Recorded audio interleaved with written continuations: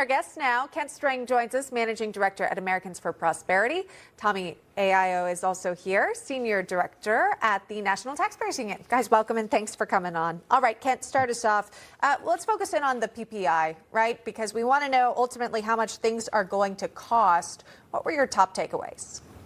Well, we're going to dig into the numbers, but let's take a look at the consumer price index that we saw just Tuesday. That showed the gas prices are down, mortgage rates are coming down, where energy prices across the board are coming down, and consumers have confidence. That's what we need. And President Trump and Republicans in Congress are righting the wrongs of the Biden administration that caused this economic crisis that we have, a 40-year high inflation, by spending $5.5 trillion in wasteful spending. Yeah, just going back to the news of the PPI, the wholesale inflation accelerated in July. It's reportedly the fastest in 3 years, Kent. So you can't ignore that because it was only expected to go up 0.2%, I believe, went up 0.9%.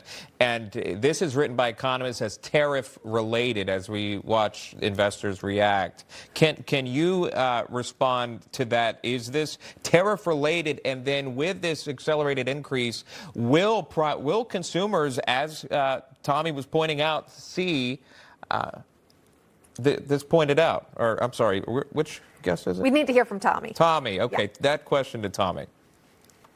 Yeah, I think the tariffs are obviously having an impact on producers. Either they're eating the cost or they're passing it along to consumers. But the way I'm looking at this report is in two buckets. What's being impacted by tariffs, what's not. The largest increase in the PPI came from things like machinery, equipment, and autos. All of those are very sensitive to foreign trade, and I think that's why you're seeing a market increase in that. But on the other side, things that were also hot in this report, investment, services, diesel, fuel, freight, those aren't impacted by tariffs. So it really is a bit of a mixed bag in that equation. All right, interesting interpretation. Guys, thanks so much for coming on. Kent and Tommy, we appreciate your time today.